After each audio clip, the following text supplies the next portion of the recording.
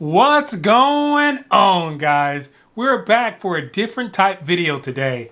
I am going to post the interview from DeliverThat that we did a couple weeks ago. They already posted on their channel. They sent me over the file to post here on this channel.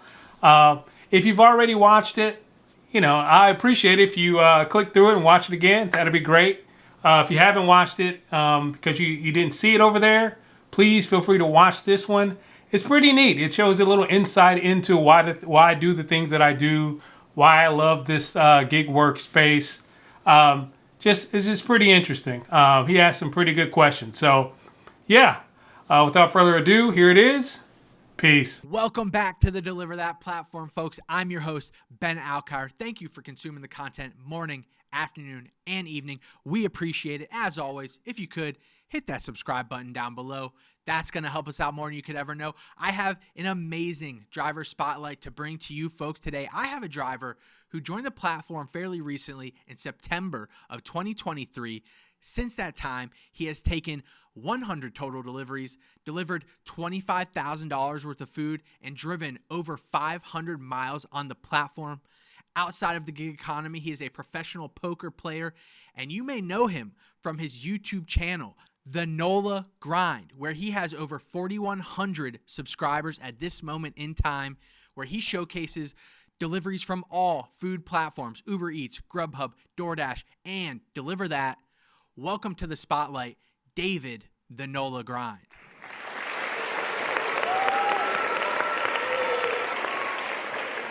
I feel like I'm coming through a stadium or something. That was pretty nice. Yeah, so we revamped it a little bit. I've been basing, so I don't know if you consume podcasts in your own right or outside of this and everything, but Theo Vaughn, I watch a ton of comedy stuff on my end, and Theo Vaughn has a podcast, and he kind of intros things in that manner, super nice, and I've kind of taken that liberty in how I introduce our guests now, and I feel like it's a little bit better. It gives people more of a background to who they'll be seeing, what they're going to be hearing about. Yeah, man, I like it. I feel pumped.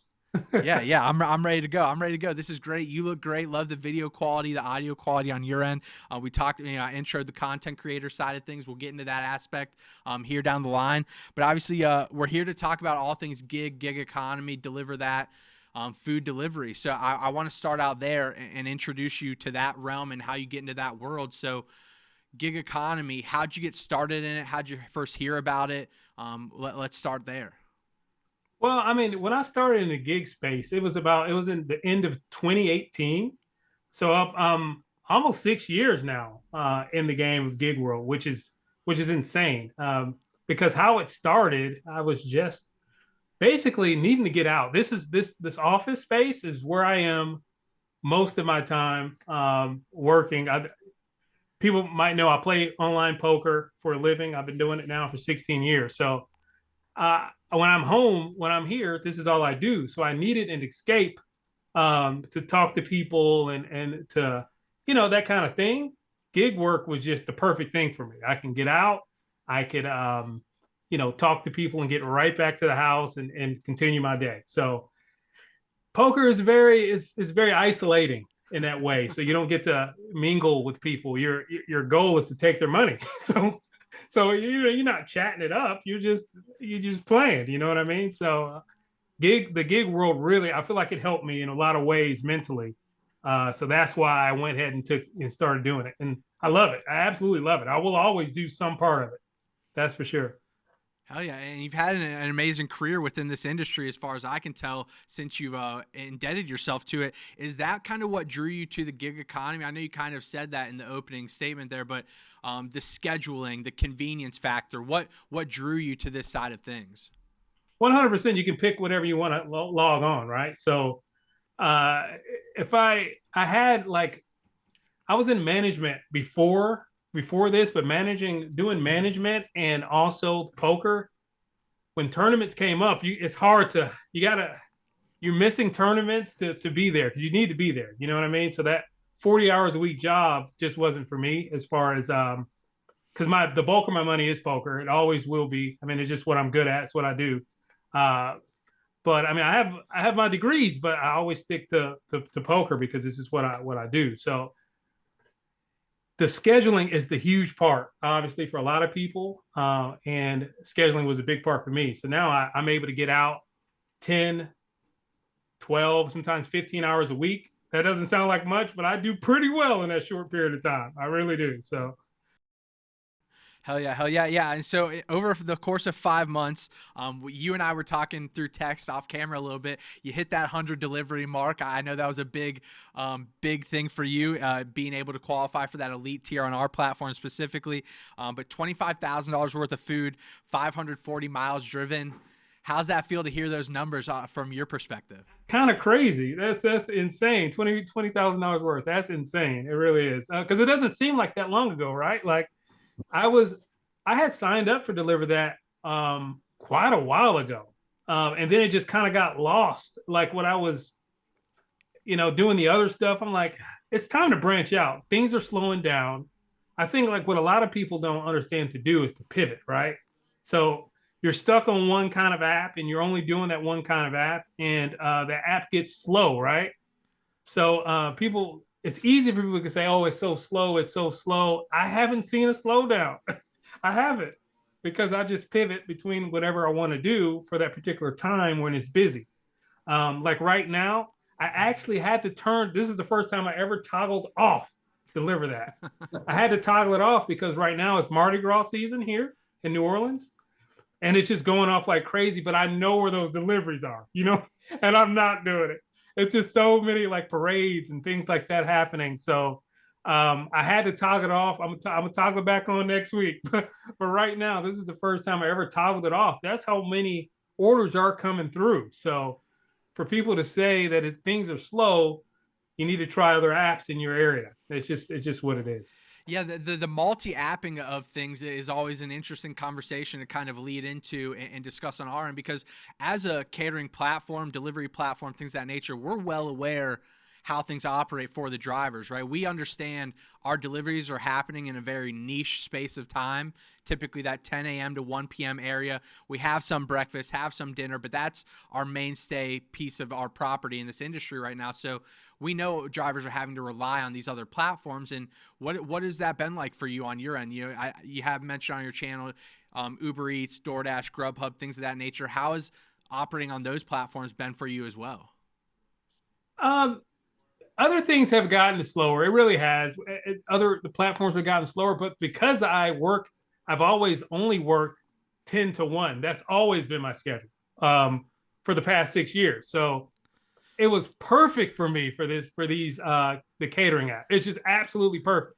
So I go out, do two, sometimes three, sometimes I've done 5 in a day on DeliverThat back to back to back to back to back, and just go head to the house. You know what I mean? So it's just absolutely perfect for me. Some days I don't even turn the other apps on um, anymore, but I do. It's great to have those in the middle if you have gaps in between. But if you know your area and you're able to look at different orders and accept it, you get really good at not having gaps. You get good at just balancing the routing, which is that's my absolute favorite part of DeliverThat.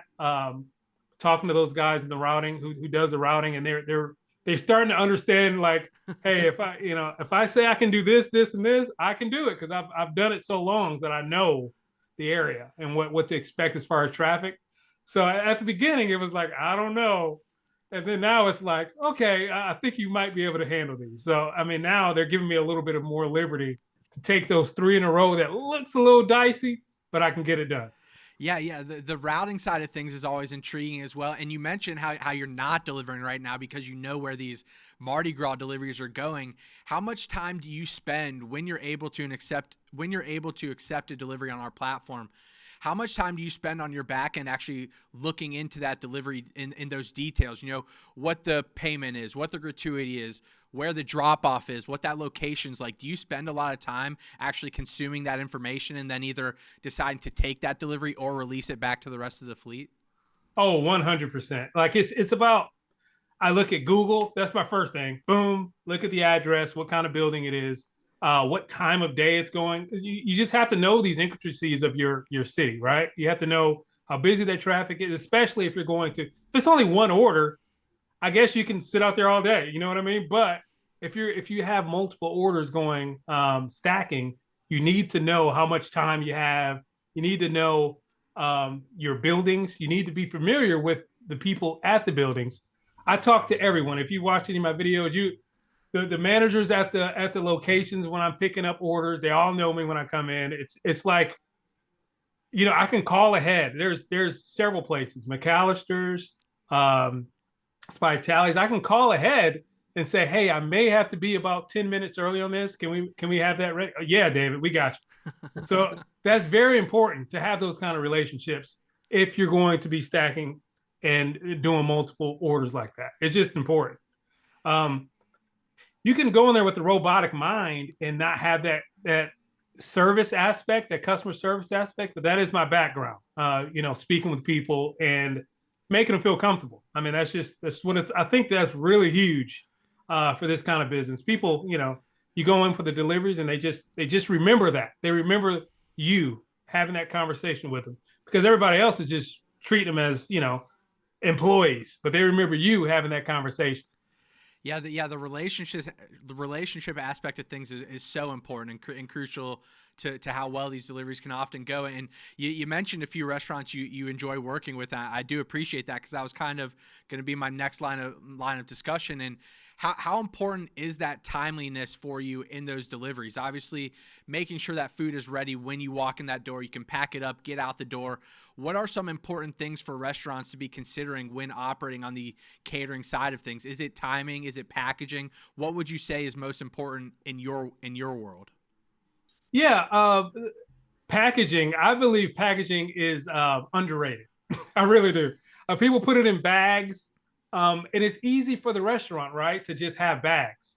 But imagine the end result for the customer, the end customer, when you have a nice box delivery, when you're able to unpackage that in a neat way. There's nothing spilling. There's nothing sideways. When you have a nice, concise packaging, it may cost them a little bit, but they'll gain so much. And I actually was speaking with one of the merchants, which is I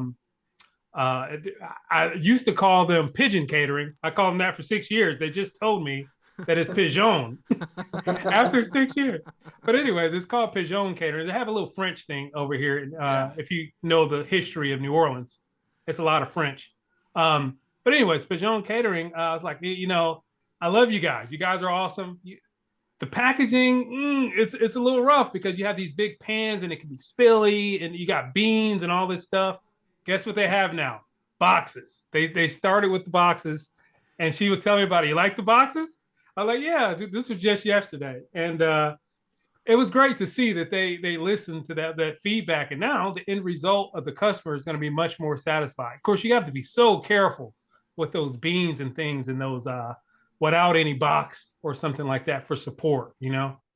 So I'm definitely happy that the merchants that you come to love, they're actually listening to feedback from their everyday drivers. You know what I mean? Because we're the one delivering the food every day. So Yeah, I think we've seen a huge trend in those boxes become super popular in this kind of market, and I agree. I think the foil pans, when we first started here, so I started working at DeliverThat in 2018, and every setup picture you ever saw was just those foil pans, foil pans, foil pans, and we've kind of slowly seen this integration of those. I guess you'd call it cardboard boxes. I'm not sure what the material typically is, but yeah, I think they look nice. It's a more presentable product, and the end consumer experience, like you said, is always kind of much better. Getting into DeliverThat a little more specifically. So we mentioned September. It was later September. I think the exact date is the 26th of 2023. So you've actually you've been like 4.5 months, not even 5 months technically at this point in time on the platform. But how did you hear about the platform initially? How did you come to be aware of DeliverThat? Actually, I believe it was a UDM video that got me looking at to deliver that platform. I was like, well, I wonder if it's here because now we don't have a whole lot. Like we don't have Zifty, we don't have those other competition, I guess you would call them, platforms. I don't think we're any competition really. It's just area dependent, really. I mean, so we don't have those kind of things here. And I was like, there's no way we have DeliverThat, right? But I signed up about a year and a half, 2 years. It's been a long time. Like the profile, like I look at my old email, I was approved years ago, but didn't go through with it. Like a year and a half ago, and didn't go through with it. Because I guess I was satisfied with the other apps I was doing, So um, then when things started getting slower, I'm like, why wouldn't I just try this? You know what I mean? Like a catering, because I get my fair share of catering orders on like DoorDash, for instance. I'm in the large order program. I have been for that whole time I've been with DoorDash. Really, to be honest, I think I'm grandfathered into their OG large order program where I don't have to really qualify anymore. You know what I mean? I don't have to take 100 orders and all that stuff. But with DeliverThat, you just can plan it out. That's the thing. You can plan it out. Like tomorrow, you can say, oh, 10, 11. You don't have that anymore with DoorDash. You have to log in and wait for an order to come in. Being able to plan that day out is just it's just the best thing. You know what I mean? Especially for someone who only works 2.5 hours a day. That's literally what I come out, drive 2.5 hours, and back at the house. So Hell so yeah. it works out perfectly that way. And I know your experience, I think, with the platform since you've been active on it, we'll say, has been fairly good. You've been very communicative. You're posting videos on your channel about our platform, which I genuinely appreciate. Very candidly speaking, I've really been waiting for someone to kind of pick up our platform and produce videos like that day over day, kind of how you have begun to. So it's very appreciative on our end to kind of someone showing actively how their daily life is with our platform is amazing to see those kind of things. But there are some drivers out there who join the platform and they're not seeing deliveries immediately and they're struggling to get that first order sometimes. And like you said, it seems slow on the platform or in the market, in the catering realm specifically, whether it's our platform or the others out there. Do you have a specific tip or a specific trick to a new driver joining the platform? Yeah, I mean, I have a couple actually. There are some things you just learn. By the way, I have a lot of people who have reached out and said that they have signed up with DeliverThat in their areas, which is pretty awesome to hear. I watch your videos. I'm in there now. I took my first orders. I love it. I love to see it because Amazing. we're all winning, right? I mean, I'm happy that they're watching the content, and then I'm happy that they're also making their money. Um, a couple things to look at when you're trying to accept these orders on DeliverThat, which it blew my mind when I was first starting. I'm like, man, it's hard to get. They're not coming in. For the ones who feel like orders aren't coming in, this is for you. Make sure you're toggled available. What I mean by that is you can show available, but have the app closed off, and it's off. You know what I mean? You can have the app like closed out, but it's off. You click the app on, and then you need to toggle. Make sure you're available. That way, you can start to receive the orders. Now, I do have the luxury of having multiple phones, so that also helps when accepting DeliverThat orders. It just does because if you're doing other things on another phone, you can have DeliverThat open at all times on that secondary phone to hit accept when those orders come in quickly. So, yeah, there's people say now you're preferred. You don't have to do the trying to get the orders quickly. You still do, unfortunately. You still do. I'm still battling trying to grab those orders as quickly as possible. But the beauty is now with preferred, you can have multiple in the queue so that you can pick and choose which ones you need to hold. So that is the absolute beauty. And that's why I'm working my butt off to get to the elite as well. And I think you should too. Work, work, work.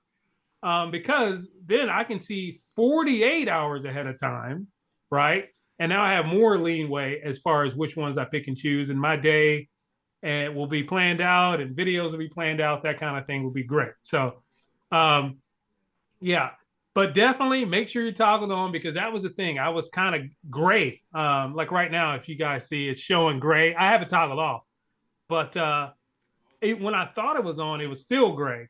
Because I guess over time, if you're not showed as available over time, it will automatically turn itself off sometimes. So keep an eye on that for sure, 100%.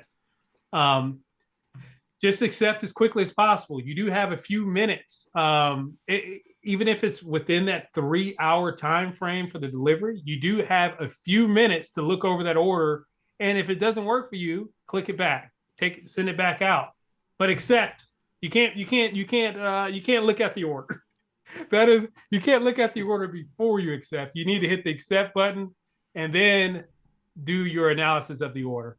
So that was the thing. I was doing the analysis first, and then by the time I said, "Oh, that was a good one," it's over. It's just literally over. So keep that in mind. Yeah. Those are definitely a couple of frequent issues we hear about on our end. And it turning you offline that you mentioned, I believe it's just if it knows that you're not moving or like mobile, I believe after such a period of time, it does toggle you unavailable at some point in time, like you pointed out. I'm not necessarily sure the exact timeline or how quickly that happens, but I believe that is a functionality. But those are, great points. Making sure you're toggled available and accept the deliveries as soon as you see them. Like you mentioned, we don't have a acceptance matrix or anything like that. So you can accept, send the orders back. You can take one order a month on our platform and be in the same standing you are throughout your entirety on the platform. We don't demote you, promote you, whatever. It just is what it is. So that's always a good point of emphasis for anyone out there. What about, I mean, anything on our end to deliver that platform as a whole? Is there anything you think our platform could be doing a little more efficiently or better on our end that you think maybe some other platforms out there that you see are doing? Um, no, I mean, I feel like DeliverThat is it's my favorite. It's my favorite app right now, 100%. I mean, it's 100% my favorite app, and you can know that by looking at my videos because I only do the things that I like. Right? I preach that all the time on my channel. Do the things that make you happy in life, no matter where it's gig work, no matter if it's career wise, no matter whatever you're talking about. Do what you love in life. Period. And I really love the platform as far as DeliverThat. Of course, people say the tip thing and the whole easy cater pool. That's the first gripe people have because they're looking at it with a narrow view. They're not seeing the whole picture there. How many people don't tip at all? There's people who don't tip at all. We deliver to a lot of hospitals. We already know a lot of the hospitals just don't tip. Schools, we know a lot of schools don't tip. So when we have that tip pool, it allows us to not have that negative feeling when we're going in delivering. You know what I mean? That you can say it doesn't affect you, but when you're setting up something, they didn't tip anyway. So you know what I mean? Why do I care? How would I do it? Yeah. So it just happens. But when you're taking those orders, I've never seen it less than this amount. You know what you're going to get. You know the base pay, and if there's hiccups, DeliverThat has always taken care of us. I'm talking. You don't even have to argue about it. It's like you don't even have to ask. It's automatic. Like there's this one restaurant which I don't know why we haven't got the address changed yet, but every time I deliver there, I tell them, "Hey, I'm going to the correct address," and it's multiple times, and every time I get an extra $15 just because it's the wrong address, you know. But I mean, if it was changed, it'd help with things like routing. But anyways, it's not them. It's EasyCater. On EasyCater side, it's showing the wrong address, and I've voiced it. I even called EasyCater directly personally, and they still hadn't updated the people. It's 15 minutes away. It's not like it's close. It's way far. If somebody makes that mistake, there's an issue. But yeah, I mean, DeliverThat has been absolutely smooth. You guys talking to you guys with customer, even with the hotline people, everybody's great. You talk to the same people. You know what I mean? That's the great thing about it. You come to know the same people when you're having things like routing. That's the same people you're speaking with, so they begin to know you. And I think that aspect is great. You talk to DoorDash or something. Who are you talking to, right? You could be talking anywhere with DoorDash, and they're never you're a number. You are a number with a platform like DoorDash, but with DeliverThat, you definitely feel like you're part of the team. So that's great stuff. Hell yeah, hell yeah! Yeah, I think I'll let the team know that as well. I know they love hearing some feedback like that. And I just did. I don't know if you've interacted with Brian over here, but we just did his meet the team, and he said the same thing. He was like, "Man, when I first signed on, the biggest thing for me was just like building rapport with these drivers because you come in and we were like making a joke about it, like you guys can like sniff out the rookie, like when like you're like, wait, I've never seen this person's name before. I've never interacted with them, and like you guys sometimes know the policies a little bit better than like a newbie would. So it's funny when those interactions kind of happen, and there's like education from both sides. Like, hey, like that's a stellar driver on our end, so like take care of them, please do your best with them and things like that. But always funny interactions that are consistently happening, and those relationships you guys are building with our agents on our end. It's always amazing stuff. What about outside of this gig world and stuff, man? I know you touched on poker a good bit in the opening. You said you're still a current online poker player. What's that life like? You said 16 years, I think. So is that like, was that always been your profession? Did you have a 9-to-5 job previous or anything like that? Well, yeah, well, I always did poker, but for my adult year, I always did poker. But I also went to school. I have a degree in marketing. I have my MBA in marketing. So I completed all that, but for my mom, really. You know what I mean? Like, you gotta. I want you to do this, do that. My dad was a poker player. I was taught poker when I was 8 years old. So poker has always been in me. So I've played forever. I mean, it's just always been the thing that holds everything. It's the bill. I call it the bill money. It is. It's I can not do anything and continue poker and be great. But with the gig world, I get to. It's so great. I love it because it's a win-win. Like I get to talk to people, and now it's a triple win with the content, the YouTube stuff. So Yeah. now I'm talking to people out and about. I'm talking to people underneath my videos, and those people walk up to me all the time. Hey, I've seen your videos. Thank you. That kind of stuff is just amazing to me. But you're also making a little money while you're doing it, so it's great.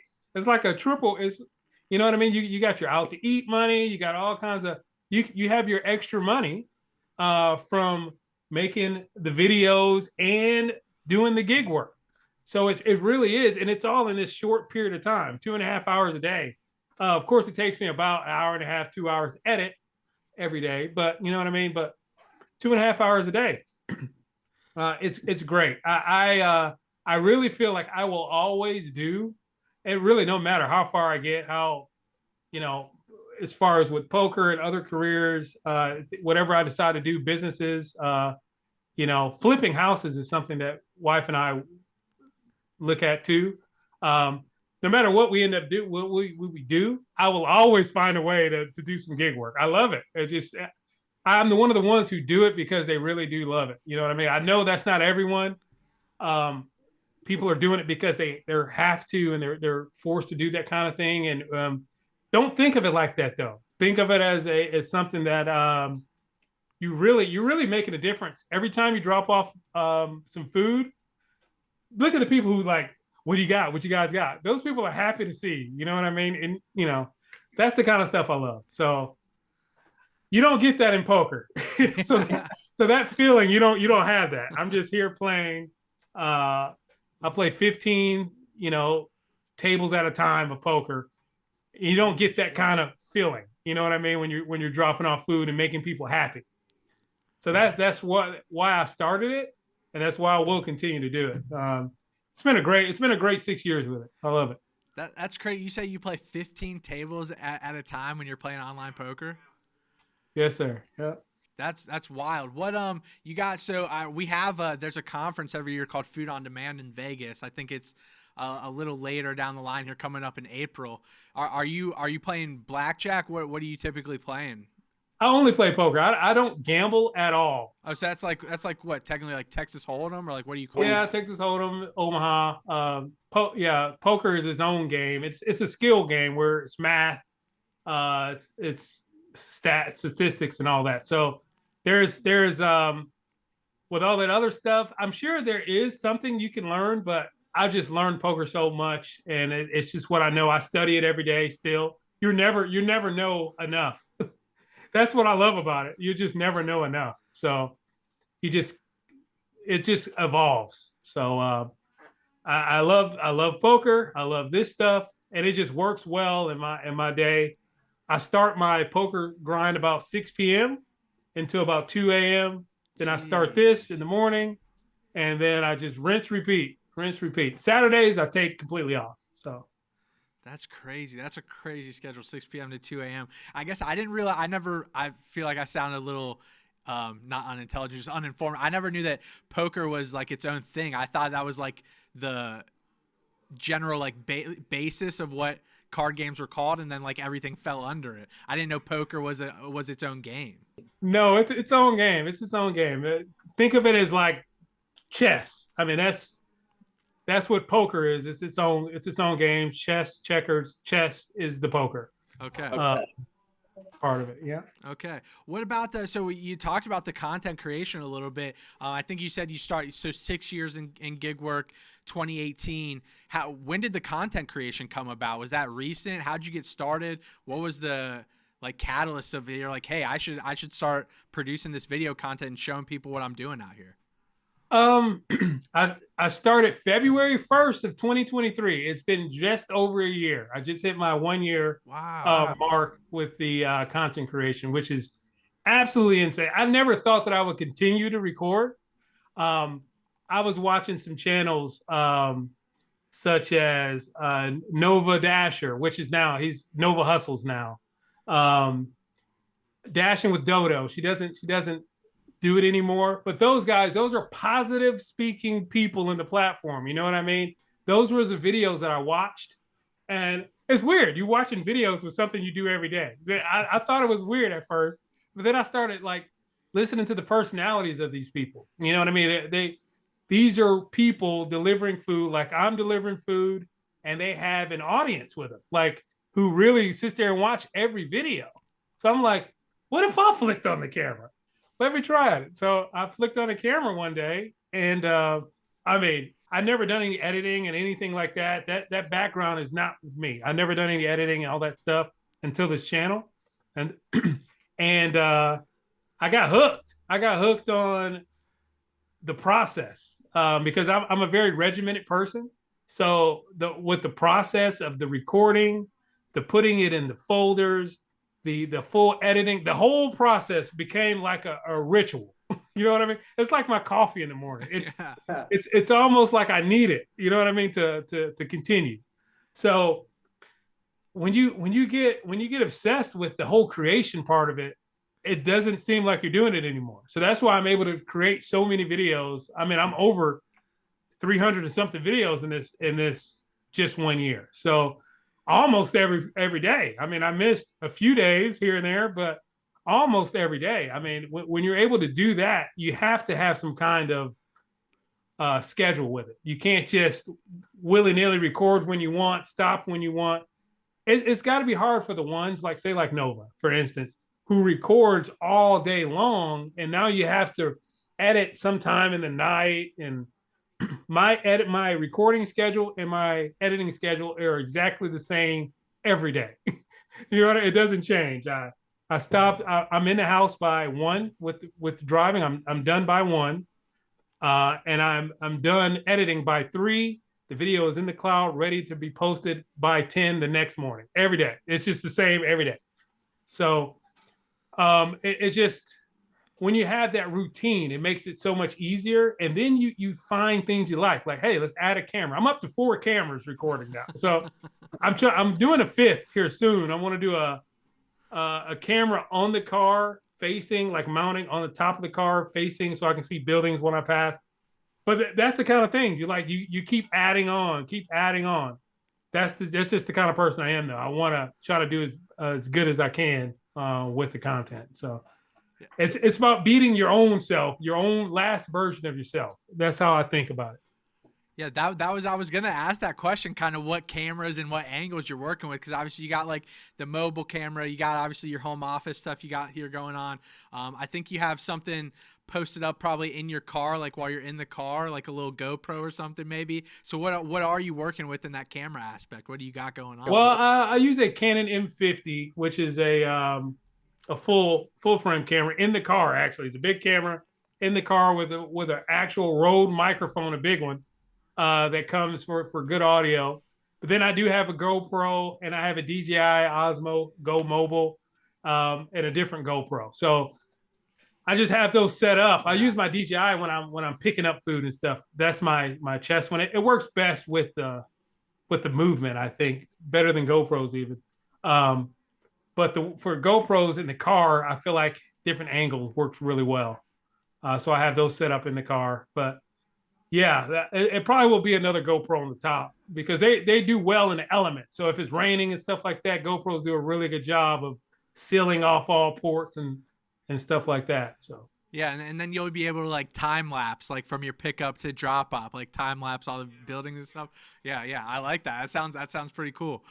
Yeah, that's the stuff that always intrigued me too about all this stuff, man. I like the creation part of it, but like the back end editing too has always been kind of like where my brain like really starts to turn, and like seeing how that process works was like I was like, oh, okay, I think I can really like maybe do this stuff. So yeah, that stuff is always intriguing to me to hear about what other creators out there have going on. So I appreciate that context of things. What man, I know this is gonna release probably sometime in March. So we'll have March Madness coming up. Are you a sports guy, a college basketball fan in any aspect? yeah, I mean, I used to be big time. I was a huge Syracuse fan back in the day when Melo and all Yeah. that was going on. I'm from New York, as you can see, Buffalo Bills. I'm from Rochester, New York, originally. Um, so I was a huge college basketball fan back then, but I kind of not anymore, man. I haven't watched. I played basketball too in college, so I was one of those people who loved it, lived it, and all that stuff. But then I just kind of went away from it when it was over. Kind of had a heart murmur in college and fainted on the court, and that was the last day I ever played. So that was it for that. And then I pivoted to another competition, mainly, which was poker. So that's really how I really started taking that really seriously. So Okay, okay. What about you? You mentioned your dad played growing up, or still plays something along those lines. What is that like for you? Was that like a special like bonding thing for you guys growing up? Did you guys ever share that experience together?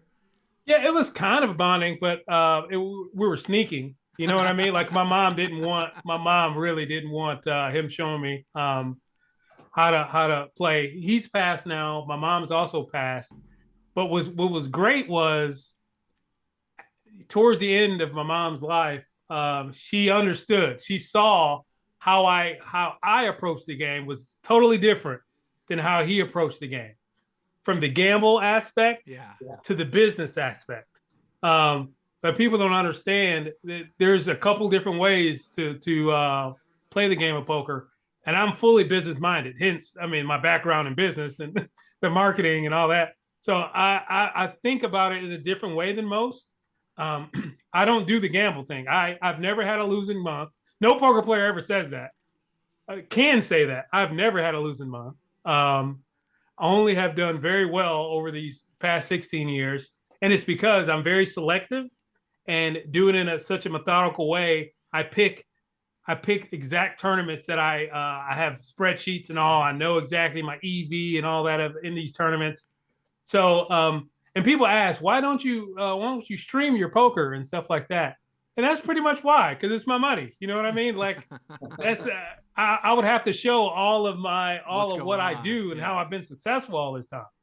So it's tough. I thought about it because people in the channel wants to see it, but it also is like something that's really dear to me. As far it's something I really love, and to show all those aspects would be a little much, I believe. And I don't want to advertise people getting into it because then they'll think they can get into it and win. That's not what I'm about. It's something you have to learn to win. You know what I mean? It's something that I've studied for forever. I've studied forever, my whole life. So that's why I win. It's not because I do this and this is why I win. It's because I know the game. It's Yeah, I think gambling too is so hot right now that I think anyone who can see like someone who's doing it successfully, they're like, oh, like let me recreate that. Let me get a quick buck like this, and I they would never want to put that false hope into someone's mind. That's just I'm not that guy. So there's tons of those guys out there if they want to find it. I'm not that guy because I know how much work it is. I know how much work I put into the game, and I know they're not going to put that same work in there because they don't love it like I do. So that's you got to have that passion in order to put that kind of work in. Yeah. The passion. I think you seem like a pretty passionate guy, man. The gig economy, the content creation, the poker. I genuinely, man, I've been looking forward to doing some more stuff with you down the road here, and happy we were able to connect and take this time to meet over conversation and have this video conference, man. So thank you so much for your time. And I want to give you a moment. I know I shouted out the channel in the intro, but let the people know where they can find you, where they can consume the content, all that good stuff. All right. Yeah. You guys can find me at the Nola Grind here on YouTube. Yeah, that's pretty much all. I don't have any socials or anything like that. I'm working on that, but I'm not a social media guy at all. But you can find me here on YouTube, Nola Grind. Give me a shout, and I appreciate it. Awesome, man. Awesome. David, Nola Grind, thank you so much, man. We'll catch you very soon. Thank you, buddy. Appreciate you. Timing, timing, timing, all about timing.